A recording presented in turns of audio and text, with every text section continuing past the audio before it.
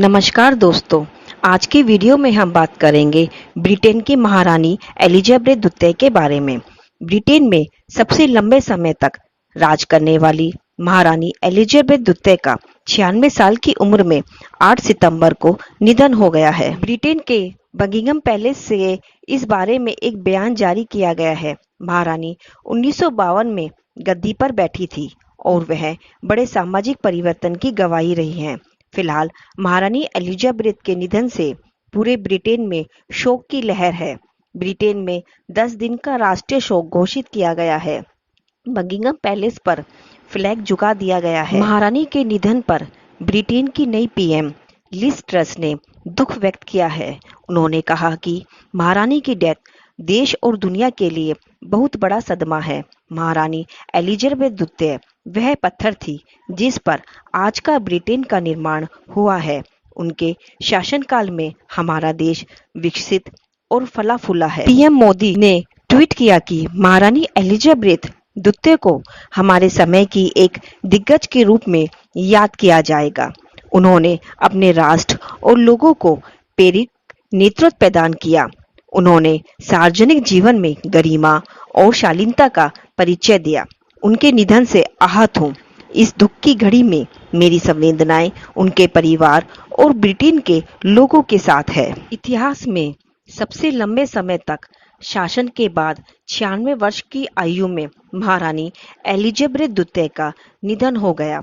वह यूरोपीय राजघरानों के एक क्लासिक युग में पैदा हुए अंतिम सम्राटों में से एक थी और वह उस युग की थी जब राजाओं और रानियों ने वास्तविक राजनीतिक शक्तियों का इस्तेमाल किया था। अब 73 वर्षीय प्रिंस चार्ल्स ब्रिटेन के नए सम्राट होंगे।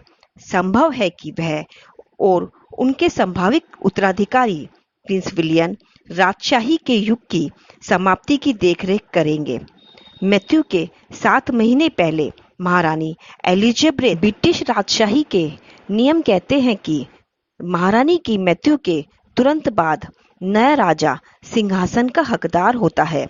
इसका मतलब है कि महारानी एलिजाबेथ द्वितीय के सबसे बड़े बेटे प्रिंस चार्ल्स उनकी मृत्यु के तुरंत बाद राजा बन गए जाएं, लेकिन चार्ल्स के औपचारिक राज्याभिषेक में महीनों या उससे भी अधिक समय लग सकता है।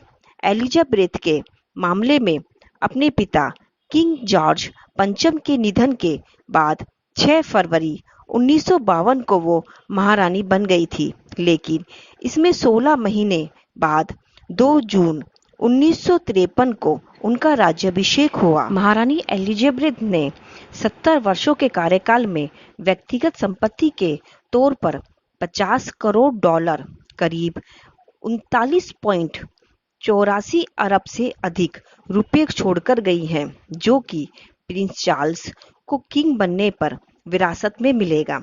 ऐसे में क्वीन एलिजाबेथ की संपत्ति को लेकर कई तरह की कहानियां गढ़ी जा रही हैं, जैसे उनके पास अचल संपत्ति होगी, रानी है, उन्हें तो सब कुछ उनका ही है, जैसी आम कहानियां।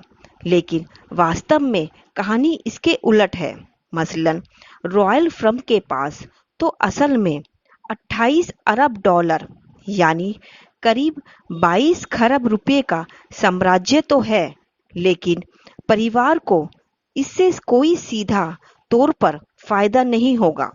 किंग जॉर्ज 6 और प्रिंस फिलिप जैसे राजशाही परिवार के सदस्यों ने एक बार इसे फैमिली बिजनेस करार किया था।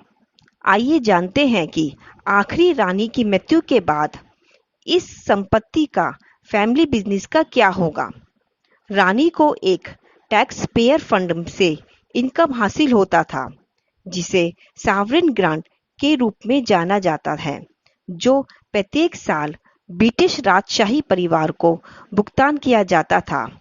असल में इसकी शुरुआत किंग जॉर्ज द्वितीय के टाइम पर हुई थी, जिन्होंने संसद में एक एग्रीमेंट पास किया था, जिसके माध्यम से उनके खुद के और भविष्य की पीढ़ियों के लिए फंड हासिल करने का रास्ता बनाया था। इसे मूल रूप से सिविल लिस्ट के रूप में जाना जाता है, जिसे 2012 में सॉवरेन ग्रांट से रिप्लेस किया गया था। यह ग्रांट राशि 2021 और 2022 में सिर्फ 8.6 करोड़ डॉलर पाउंड से अधिक निर्धारित की गई थी। ये धनराशि आधिकारिक यात्रा, संपत्ति के रखरखाव और रानी के घर बकिंघम पैलेस के संचालन और रखरखाव की लागत के साथ आवंटित की जाती थी।